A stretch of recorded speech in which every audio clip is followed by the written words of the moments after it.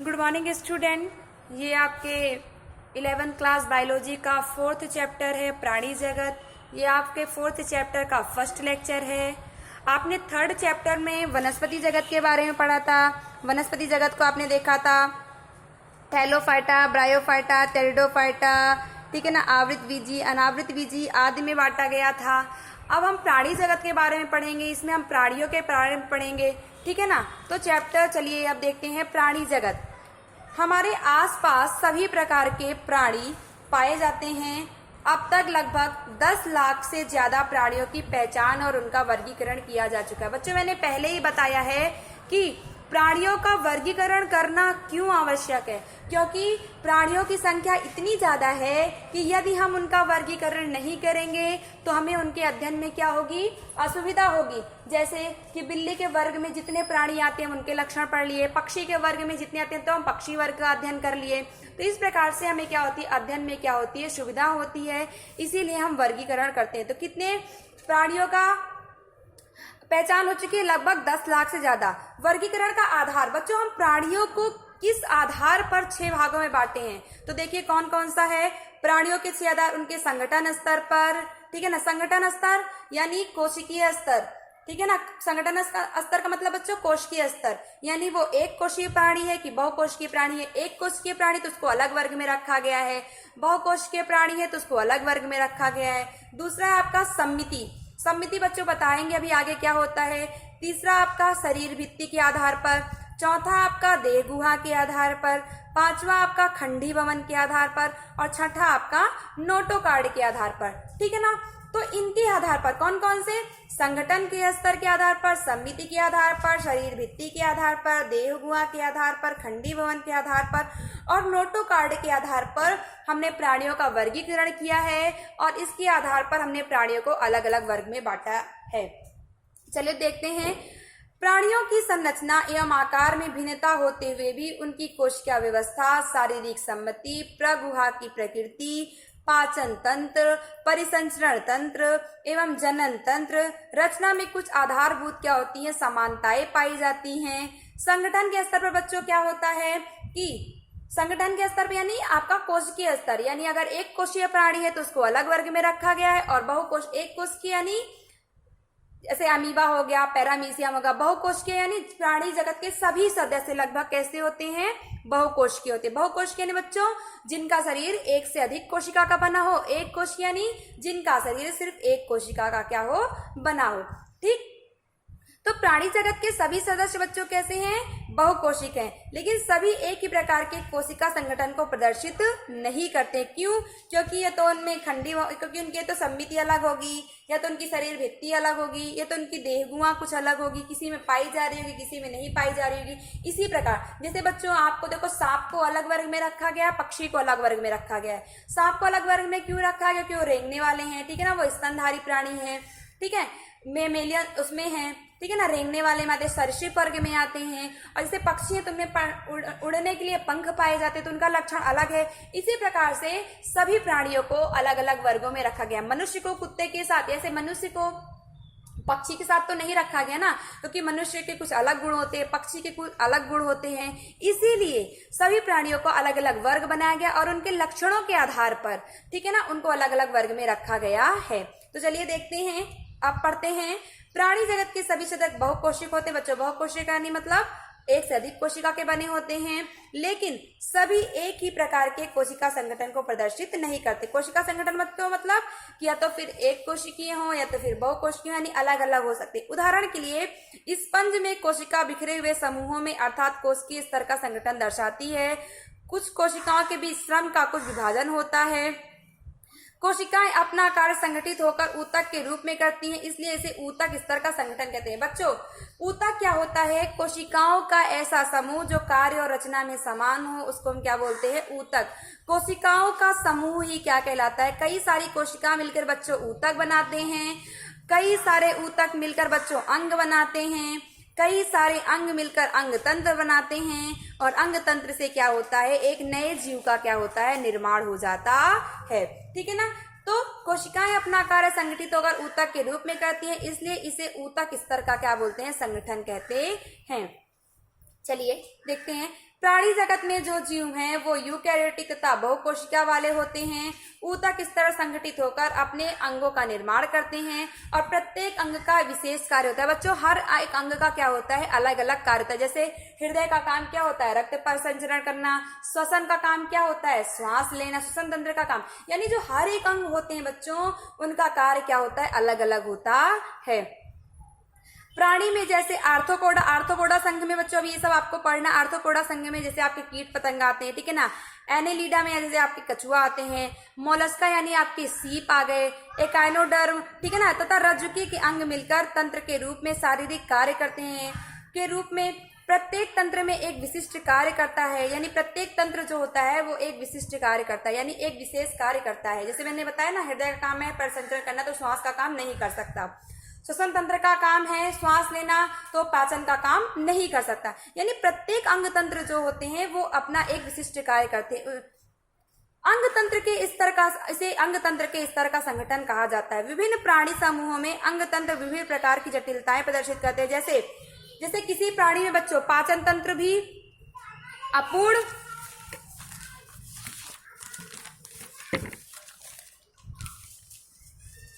पाचन तंत्र अपूर्ण एवं पूर्ण होता है। जैसे कि कोई प्राणी है तो कुछ प्राणी में पाचन तंत्र क्या होता है बच्चों, अपूर्ण होता है, और कुछ में क्या होता है, पूर्ण पाचन तंत्र होता है। तो बच्चों, पूर्ण और अपूर्ण पाचन तंत्र क्या होता है, तो पूर्ण पाचन तंत्र यानी कि मान लो अपूर्ण पाचन तंत्र, पहले देखिए कि अपूर्ण पाचन तंत्र में बाह्य द्वार एक होता है और जिसमें मुख तथा गुदा दोनों एक ही कार्य करते हैं। जैसे अपूर्ण पाचन तंत्र है, ये मान लो कोई वो है, ये मान लो प्लेटेहेल्मिन्थीज बच्चों, चपटा कृमि इसको बोलते हैं। तो इसमें एक ही छिद्र होगा, तो ये भोजन भी यहीं से लेगा और भोजन को बाहर यानी उत्सर्जन का काम भी यहीं से करेगा और ग्रहण करने का भी काम यहीं से करेगा। तो इसको हम क्या बोलते हैं, अपूर्ण पाचन तंत्र। इसको क्या बोलते हैं, अपूर्ण पाचन तंत्र। यानी शरीर के बाहर एक ही छिद्र हो और वो खाना लेने का भी काम करे और उत्सर्जित पदार्थ को बाहर, यानी मुख और गुदा द्वार दोनों क्या हो, एक ही छिद्र से हो, तो इसको हम क्या बोलते हैं, अपूर्ण पाचन तंत्र। दूसरा है आपका पूर्ण पाचन तंत्र। तो बच्चे, पूर्ण पाचन तंत्र में क्या होता है कि मान लो ये क्या है आपका, कोई जीव है, ठीक, तो उसमें एक सिरा ऊपर की, एक छिद्र ऊपर हो और दूसरा छिद्र क्या हो, नीचे हो। यानी एक तरफ मुख हो, दूसरी तरफ क्या हो, गुदा हो। यानी खाना लेने का काम कहीं और से, दूसरे छिद्र से, और उत्सर्जित करने का पदार्थ दूसरे छिद्र से। इसको हम क्या बोलते हैं, पूर्ण पाचन तंत्र, ठीक है ना। तो इस प्रकार से भी हम जीवों को अलग अलग वर्ग में रख सकते हैं। यानी हम कह सकते हैं कि अपूर्ण पाचन तंत्र में उस जीव को रखना है और पूर्ण पाचन तंत्र में उस जीव को रखना है। तो इस प्रकार से हम वर्गीकरण कर सकते हैं। आया समझ में, अपूर्ण पाचन तंत्र और पूर्ण पाचन तंत्र। अब बच्चों, इसी प्रकार आपका परिसंचरण तंत्र भी दो प्रकार का होता है। एक आपका होता है खुला, दूसरा आपका होता है बंद। खुले परिसंचरण तंत्र में बच्चों क्या होता है, इसमें रक्त का बहाव हृदय से सीधे बाहर आ जाता है, ठीक है ना। तो हमें पता है कि रक्त के बहाव के लिए हमें धमनी की जरूरत होती है और शिरा की जरूरत होती है। धमनी शुद्ध रुधिर को लेके आता है और शिरा अशुद्ध रुधिर को हृदय तक पहुंचाता है, ठीक। तो खुले परिसंचरण तंत्र में बच्चों क्या होता है, इसमें रक्त का बहाव हृदय द्वारा होता है, इसमें किसी धमनी और शिरा की जरूरत नहीं होती। लेकिन जो हमारा बंद परिसंचरण तंत्र होता है, यानी हम लोग का जो है, यानी जो मनुष्य का है, उसमें रक्त के संचार हृदय से धमनी और शिरा कोशिकाओं द्वारा होता है, ठीक है ना। हम लोग के लिए रक्त एक बार शरीर में अगर आना है तो धमनी द्वारा आएगा, फिर शरीर से हमने इकट्ठा किया हृदय में लेना तो शिरा द्वारा जाएगा, ठीक है ना। तो रक्त पर खुले परिसंचरण तंत्र में बच्चों क्या होता है कि रक्त का बहाव डायरेक्ट हो जाता है, बाहर हो जाता है हृदय से। और बंद परिसंचरण तंत्र में क्या होता है कि रक्त का संचार हृदय धमनी द्वारा, शिरा और कोशिका द्वारा होता है, ठीक। तो इस प्रकार से भी हम जीवों को अलग अलग वर्गीकृत कर सकते हैं कि मान लो खुले परिसंचरण तंत्र में इन जीव को रखना है और बंद परिसंचरण तंत्र में इन जीव को रखना है। तो इस प्रकार से हम अब बांट सकते हैं जीवों को। तीसरा बच्चों आता है सम्मिति के आधार पर हम जीवों का वर्गीकरण कैसे कर सकते हैं।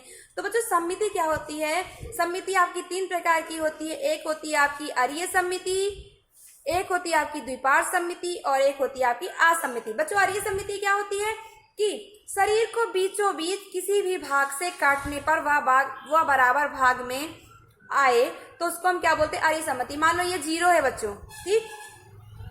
अब हम इसको मान लो गोल भाग है, इसको हम चाहे इधर से काटे, चाहे इधर से काटे, चाहे इधर से काटे, चाहे इधर से काटे, किसी भी भाग से काटेंगे तो इसके क्या होंगे, बराबर हिस्से ही क्या होंगे, आएंगे, ठीक है ना। तो अगर हम किसी जीव को चाहे जिस तरफ से काटें, अगर उसमें उसके बराबर भाग आते हैं तो उसको हम क्या बोलते हैं, अरीय समिति। अब दूसरा है बच्चों द्विपार्श्व समिति। द्विपार्श्व समिति में क्या होता है, किसी भी प्राणी को लंब अक्ष से काटने पर दो बराबर भागों में मिले तो उसे हम क्या बोलते हैं, द्विपार्श्व समिति। द्विपार्श्व समिति बच्चों मतलब कि जैसे मनुष्य को ले लो, अगर मनुष्य को हम सीधे सीधे काट देंगे तब उसके क्या होंगे, दो बराबर भाग मिलेंगे, यानी दो आंख दो कान। लेकिन अगर हम क्या बीच से काटेंगे तो उसके दो बराबर भाग मिलेंगे नहीं, एक भाग में पैर जाएगा, एक भाग में पेट का ऊपर वाला भाग है, ठीक है ना। तो अरीय समिति में आपने क्या देखा, किसी भी जीव को किसी भी तरह से काटेंगे तो उसके दो बराबर भाग मिलेंगे। लेकिन द्विपार्श्व समिति में क्या होता है, किसी भी जीव को लंब अक्ष से काटने पर, केवल सीधा सीधा खड़ा काटने पर ही क्या होते हैं, वो दो बराबर भागों में मिलते हैं। तीसरा है आपका, इसका एग्जाम्पल बच्चों अरीय समिति का एग्जाम्पल है सिलेंट्रेट संघ के जीव, एकाइनोडर्म संघ के जीव और टीनोफोर। द्विपार्श्व समिति के एग्जाम्पल बच्चों आर्थ्रोपोडा और एनेलिडा। तीसरा बच्चों क्या है आपका, असमिति। असमिति क्या होती है, वे प्राणी जिनको हम किसी भी दिशा में काटें और समान भाग ना मिले उसे हम क्या बोलते हैं, असमिति। जैसे बच्चों स्पंज होता है, स्पंज एक जीव है, उसको हम किसी भी भाग से काटेंगे तो उसका क्या होगा, समान भाग नहीं मिलेगा, उसको हम क्या बोलते हैं, असमिति। तो इस आधार पर भी हम क्या कर सकते हैं, जीवों का वर्गीकरण कर सकते हैं कि अरीय समिति वाले कौन से जीव हैं, द्विपार्श्व समिति वाले कौन से जीव हैं और असमिति वाले कौन से जीव हैं। चलिए नेक्स्ट हमने क्या देखा था, द्विकोरिक और त्रिकोरिक संगठन। बच्चों द्विकोरिक और त्रिकोरिक संगठन क्या होता है, जब आपकी गर्भावस्था होती है तो गर्भावस्था के दौरान जब जीव का भ्रूण बनता है तो उस दौरान क्या होता है, जिनमें दो कोशिका पाई जाती है, एक अंतस्थ त्वचा एक बाह्य त्वचा, तो उनमें क्या होता, उनको क्या बोलते हैं, द्विकोरिक प्राणी। और जिनमें तीन बन जाती है, एक दो और तीन, इनको हम क्या बोलते हैं, यानी बाह्य त्वचा, मध्य त्वचा और अंतस्थ त्वचा, ठीक है ना। द्विकोरिक में दो स्तर होंगे बच्चों, बाह्य त्वचा अंतस्थ त्वचा। त्रिकोरिक में तीन स्तर होंगे बच्चों, बाह्य मध्य और अंतस्थ, ठीक है ना। तो इस प्रकार से भी हम जीवों को क्या कर सकते हैं, वर्गीकृत कर सकते हैं कि द्विकोरिक के अंतर्गत कौन से जीव आते हैं और त्रिकोरिक के अंतर्गत कौन से जीव आते हैं। तो चलिए देखते हैं इसको। द्विकोरिक गर्भावस्था में प्राणियों में दो प्रकार की संरचना पाई जाती है। जिन प्राणियों में कोशिकाएं दो भ्रूणीय स्तरों में व्यवस्थित होती हैं, अर्थात बाह्य एक्टोडर्म यानी बाह्य त्वचा तथा आंतरिक एक्टोडर्म यानी अंतस्थ त्वचा, वे द्विकोरिक कहलाते हैं। जैसे सिलेंट्रेट संघ के प्राणी, ऐसे प्राणी जिनके विकसित भ्रूण में तृतीय भ्रूण स्तर यानी मीजोडर्म यानी मध्य स्तर भी बन जाता है, यानी बाह्य अंत और मध्य तीनों बन जाता है, उनको हम क्या बोलते हैं, त्रिकोरिक प्राणी कहते हैं। जैसे प्लेटेहेल्मिन्थीस से लेकर रजुति तक जितने प्राणी होते हैं वो कैसे होते हैं, त्रिकोरिक। तो यानी इस हिसाब से भी हम वर्गीकरण कर सकते हैं कि द्विकोरिक वाले प्राणी को एक अलग वर्ग में और त्रिकोरिक वाले प्राणी को एक अलग वर्ग में। बच्चों चौथा क्या है आपका, प्रागुहा। मैंने बताया था ना सीलोम। सीलोम क्या होता है बच्चों, कि जैसे आपके जो त्रिकोरिक प्राणी होते हैं, आपको पता है कि आपके त्रिकोरिक प्राणी में तीन स्तर होंगे, एक अंतस्थ त्वचा, एक बाह्य त्वचा और एक मध्य त्वचा, ठीक। तो बच्चों जब जो त्रिकोरिक प्राणी होते हैं, अगर उनका मध्य भाग पूरी तरह से क्या होता है, टूट जाए, अगर उनका जो मध्य त्वचा है, मध्य भाग है, वो पूरी तरीके से टूट जाता है तो बच्चों एक खाली स्थान बन जाता है, एक गुहा बन जाती है। एक ऐसे मान लो ये है, पहले तीन थे, एक गुहा बन जाती है बीच में, उसको हम क्या बोलते हैं, प्रागुहा। उसको हम क्या बोलते हैं, प्रागुहा। तो ऐसे प्राणी जिनमें प्रागुहा पाया जाता है उनको सीलोम कहते हैं, और जिनमें नहीं पाया जाएगा उनको क्या होता है, सीलोम की अनुपस्थिति में रखेंगे। तो देखिए शरीर भित्ति तथा आहार नाल के बीच में गुहा की उपस्थिति अथवा अनुपस्थिति वर्गीकरण का महत्वपूर्ण आधार है। मीजोडर्म से आच्छादित शरीर गुहा को हम क्या बोलते हैं, देह गुहा कहते हैं, तथा इससे युक्त प्राणी को प्रगुही प्राणी कहते हैं। ऐसे प्राणी जिनमें ये गुहा पाई जाती है, यानी उनका जब मध्य भाग बच्चे टूट जाता है तो उनमें एक खाली स्थान बढ़ जाता है जिसको हम गुहा बोलते हैं। ऐसे प्राणी जिनमें ये गुहा पाई जाती है उनको हम प्रागुही प्राणी बोलते हैं, ठीक है। अब प्रागुही बच्चों यानी जिनके अंदर गुहा उपस्थित है, ठीक है। अब बच्चों इसमें कौन कौन से आते हैं, आपके एनेलिडा मोलस्का संघ के प्राणी आते हैं, आर्थ्रोपोडा संघ के प्राणी आते हैं, एकाइनोडर्मेटा संघ के प्राणी आते हैं, हेमिकार्डेटा संघ के प्राणी तथा कॉर्डेटा संघ के प्राणी आते हैं। दूसरा बच्चों होता है इसमें कूटगुहिक और तीसरा होता है इसमें आगुही। पहले आगुही देख लेते हैं। आगुही यानी जिनमें ये गुहा ना पाई जाती हो, जिनमें ये वाला बीच में जो गुहा है वो ना पाई जाती हो, तो उनको हम क्या बोलते हैं, आगुही। अब बच्चों क्या होता है, तीसरा आपका आता है कूटगुहिक। कूटगुहिक में बच्चों क्या होता है कि आपका जो ये आपका मध्य स्तर है, ठीक, तो ये पूरी तरीके से क्या होती है, टूटती नहीं है और हमको लगता है कि ये टूट गई है, तो खाली स्थान थोड़ा दिखता है, थोड़ा नहीं दिखता है। तो थैली के रूप में वो बिखरी हुई पाई जाती, थोड़ी टूटी होती, थोड़ी नहीं टूटी, थोड़ी टूटी, थोड़ी नहीं टूटी होती है, तो उसको हम क्या बोलते हैं, कूटगुहिक प्राणी। प्रागुहिक किसको बोलते हैं, जिसमें गुहा पाई जाती। कूटगुहिक जिसमें मध्य स्तर पूरी रूप से टूटी ना हो, उनको हम क्या बोलते हैं, कूटगुहिक प्राणी। और आगुहिक जिनमें ये गुहा ना पाई जाती। चलिए कूटगुहिक देख लेते हैं। मध्यस्थ बाह्य त्वचा तथा अंतस्थ त्वचा के बीच बिखरी हुई थैली के रूप में पाई जाती है, उन्हें हम कूटगुहिक कहते हैं, जैसे एस्केहेलमिंथेस, गोल कृमि। दूसरा है जिन प्राणियों में शरीर गुहा नहीं पाई जाती उन्हें हम आगुह्य प्राणी कहते हैं, जैसे आपका प्लेटेहेलमिंथेस। बच्चों इसको हम आपको बुक में दिखाते हैं, बिल्कुल आपका बुक में क्लियर करते हैं। देखिए एक आप लोग बुक में देखिए कि मैंने आपको बताया कि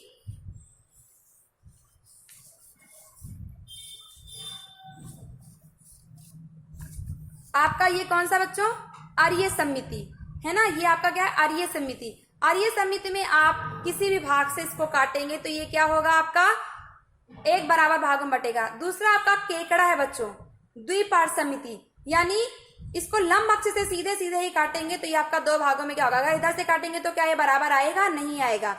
लंब अक्ष से काटने पर ही क्या होगा, दो बराबर भागों में बटेगा, तो इसको हम बोलते हैं द्विपार्श्व समिति। तीसरा बच्चों आपका जो था भ्रूणीय स्तर का प्रदर्शन, एक आपका द्विकोरिक, एक आपका त्रिकोरिक। बच्चों द्विकोरिक और त्रिकोरिक में आपने क्या देखा कि ये आपके देखिए इसमें सिर्फ आपकी एक आपकी अंतस्थ त्वचा है और एक आपकी क्या है, बाह्य त्वचा है। एक आपकी अंतस्थ त्वचा, दूसरी आपकी क्या है, बाह्य त्वचा। तो जो आपकी अंतस्थ त्वचा है वो आपकी द्विकोरिक हो गई, और दूसरा आपका तीसरे वाले में आप देखिए कि ये आपका बाह्य त्वचा, अंतस्थ त्वचा, और ये आपकी क्या है, मध्य त्वचा, मीजोडर्म। बच्चों ये मध्य त्वचा, तो ये वाला कैसा हो गया आपका, त्रिकोरिक। आया समझ में। चलिए नेक्स्ट देखिए कि मैंने अभी प्रागुहा के बारे में बच्चों बताया था। तो प्रागुहा बच्चों क्या होती है, ये आपकी क्या हो गई, मध्य त्वचा, ये आपकी क्या हो गई, बाह्य त्वचा, ये आपकी क्या हो गई, अंत त्वचा, और जो आपकी मध्य त्वचा ये आपकी अंत त्वचा हो गई बच्चों। ये आपकी बाह्य त्वचा, ये आपकी अंत त्वचा, ये आपकी मध्य त्वचा जो बीच में जो टूट गई, जो खाली स्थान बचा, इसी को हम क्या बोलते हैं, प्रागुहा। बच्चों कूटगुहिक में आप देखिए कि पूरी तरीके से क्या हुआ है, ये गुहा मध्य परत क्या हुई, पूरी तरीके से टूटी नहीं है, बीच बीच में आपको गुहा दिखाई दे रही है, तो इसको हम क्या बोलते हैं, कूटगुहिक। तीसरे में आप देखिए कि आपका मध्य परत, यानी कहीं पे आपकी गुहा दिखी नहीं जा रही आपको, ये आपका क्या है, पूरी तरीके से आपका मध्य परत, अंता परत और बाह्य परत है, यानी कहीं पर भी यहाँ पे गुहा आपको नहीं दिख रही, तो ये आपका क्या होगा, आगुहे प्राणी। ठीक है ना बच्चों। अब देखिए खंडी भवन, ठीक है ना, प्राणियों के वर्गीकरण का आधार क्या होता है, खंडी भवन। अब खंडी भवन बच्चों क्या होता है, खंडी भवन बच्चों क्या होता है कि कुछ प्राणी ऐसे होते हैं, जैसे बच्चों केचुआ, वो बाह्य तथा आंतरिक दोनों ही क्या होते हैं, श्रेणीबद्ध होते हैं बच्चों। उनका शरीर ऐसे ऐसे ऐसे पूरा क्या होता है, श्रेणीबद्ध होता है, यानी पूरे ही क्या होता है, शरीर अंदर और बाहर दोनों से ही क्या होते हैं, खंडयुक्त होते हैं, और जिनमें कुछ अंगों की क्रमिक पुनरावृत्ति होती है। इस प्रक्रिया को हम क्या बोलते हैं, खंडी भवन। तो केचुए के शरीर में विखंडी खंडी भवन होता है, और इसे ही हम क्या बोलते हैं, विखंडावस्था। तो खंडी भवन के भी आधार पर हम क्या कर सकते हैं, प्राणियों को अलग वर्ग में रख सकते हैं। नेक्स्ट है आपका पृष्ठ रज्जु या फिर नोटोकार्ड। नोटोकार्ड बच्चों क्या होती है, शलाका रूपी पृष्ठ रज्जु मध्यस्थ त्वचा से उत्पन्न होती है, और पृष्ठ रज्जु युक्त प्राणियों को रज्जुकी कहते हैं, और जिनमें पृष्ठ रज्जु नहीं उपस्थित होती है उनको आरज्जुकी कहते हैं, यानी नॉन कार्डेड कहते हैं। इस प्रकार से किसके आधार पर, खंडी भवन के आधार पर, नोटोकार्ड के आधार पर, समिति के आधार पर, शरीर के कोश के संगठन के आधार पर, ठीक है ना, हम गुहा के आधार पर हम जीवों को अलग अलग वर्ग में रख सकते हैं। जिनमें गुहा उपस्थित हो उनको गुहा वर्ग में, जिनमें खंडी भवन उपस्थित हो उनको खंडी वर्ग में, जिनमें पृष्ठ रज्जु उपस्थित हो उनको पृष्ठ रज्जु नोटोकार्ड वाले संघ में, जिनमें ना उपस्थित हो उनको नॉन नोटोकार्ड वाले संघ में, जो द्विकोरिक हो उनको द्विकोरिक संघ में, जो त्रिकोरिक हो उनको त्रिकोरी वर्ग में। इस प्रकार से हम जीवों को अलग अलग वर्ग में रख सकते हैं। अगले टॉपिक में बच्चों हम प्राणियों के वर्गीकरण के बारे में पढ़ेंगे। Thank you.